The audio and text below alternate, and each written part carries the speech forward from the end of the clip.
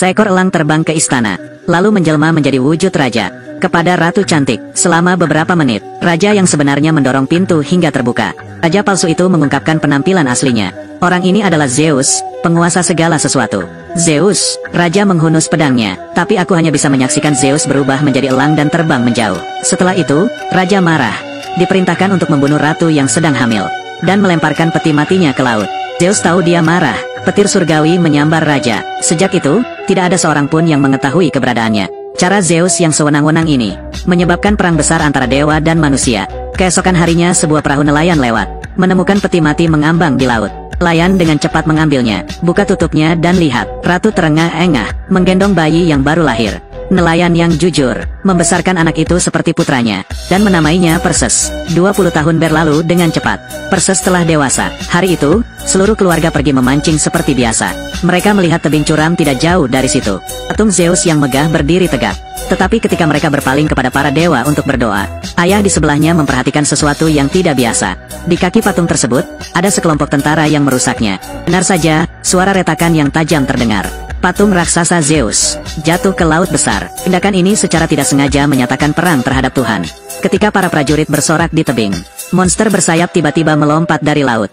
Mereka seperti hantu yang bergerak secepat kilat. Serangan sembarangan. Ketika prajurit terakhir jatuh, setan mulai berkumpul di udara, berputar dan berubah menjadi wujud lelaki tua Mediterania. Dia berbalik untuk melihat Perses di bawah, seperti melihat musuh lama, kemudian berubah menjadi api hitam dan bergegas turun ke perahu. Perahu itu langsung tenggelam ke dasar laut. Perses sadar kembali dan segera berenang. Namun, seluruh keluarga sang ayah terikat di perahu, selamanya tenggelam di laut dalam. Perses berenang ke permukaan laut sambil berteriak kesakitan. Adegan dengan cepat berpindah ke Gunung Olimpia. Ternyata itu adalah lelaki tua Mediterania tadi. Dia adalah saudara kandung Zeus, Raja Dunia Bawah, Hades. Saat ini, manusia tidak lagi menyembah dewa, dan para dewa takut untuk maju dan menangani masalah kotor ini. Jadi Zeus mempercayakan masalah sulit ini kepada saudaranya. Terserah kamu, ayah, kami membutuhkan orang. Tidak, Apollo. Pada saat yang sama, Perses hanyut melintasi lautan hingga kematiannya. Diselamatkan oleh perahu yang lewat. Hari ini adalah hari yang baik bagi raja untuk mengadakan pesta. Untuk memberi selamat kepada prajuritnya karena telah meruntuhkan patung Zeus. Melalui 3 minggu alkohol, bahkan ratu pun mulai bergosip. Dia bahkan menyebut dirinya dewa. Kami adalah dewa sekarang. Ratu, jangan kasar. Tanpa diduga, dia baru saja selesai berbicara. Gelombang kehancuran segera turun. Asap hitam berputar-putar di sekitar kerumunan, berkumpul di tengah istana. Ketika energi berkumpul, hal itu menciptakan daya tarik yang sangat besar, menarik tentara di sekitarnya. Hanya Perses, setengah manusia, setengah dewa, yang baik-baik saja. Asap hitam dengan cepat menampakkan wujud aslinya. Dia adalah Raja Dunia Bawah, Hades. Itu bagus. Itu kamu. Perses melihat musuh-musuhnya membunuh kerabatnya. Darah mengalir ke otak. Tapi saat ini dia bukan tandingan Hades. Melihat pemandangan yang begitu menakutkan, ratu sangat arogan sekarang. Juga dengan patuh berlutut, Hades dengan lembut mengangkatnya. Segera kulitnya mulai membusuk. Dalam sekejap mata, dia berubah menjadi seorang wanita tua, untuk menghukum manusia yang berani tidak menghormati dewa. 10 hari kemudian, Hades akan melepaskan Kraken di Laut Utara. Pada saat itu, seluruh kota ini akan seperti tidak pernah ada. Hanya mengorbankan putri cantik itu, kemanusiaan baru saja lolos dari bencana. Setelah berbicara, Hades berubah menjadi asap hitam dan menghilang. Hingga saat ini, hanya penyihir yang tinggal di taman bunga yang gelap hanya tahu cara mengalahkan Kraken. Sesuatu yang tidak bisa ditunda, Perses membawanya serta. Tentara elit berangkat untuk berperang. Namun perang ini tidak sesederhana itu. Di tengah jalan, monster setengah manusia setengah hewan tiba-tiba muncul.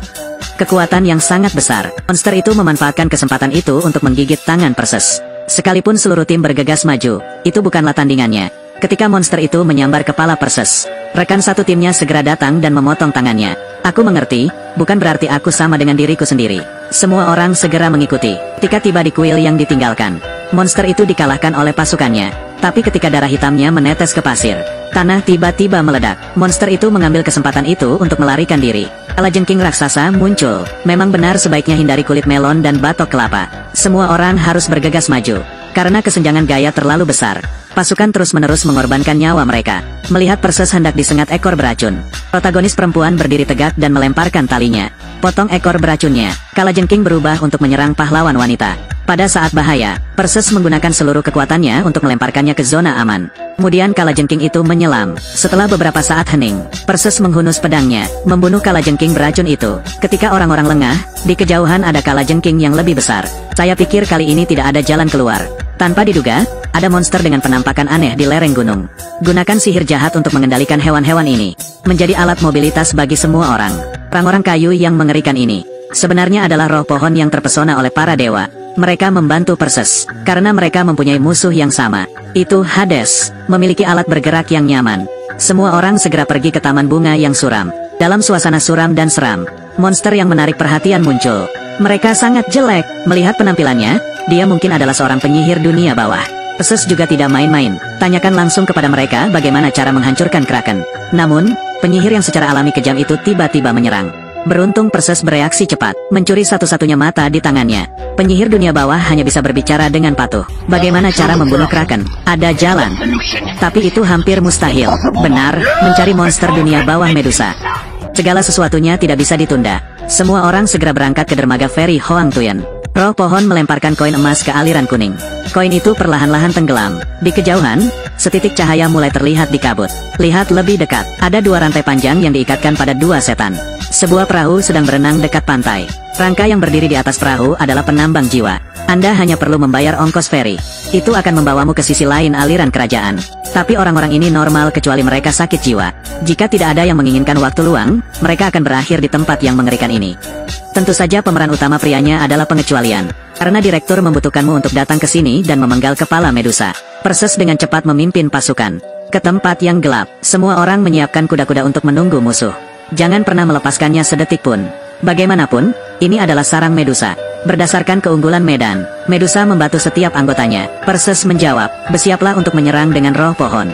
Dia bergegas menuju Medusa, menarik perhatian terlebih dahulu.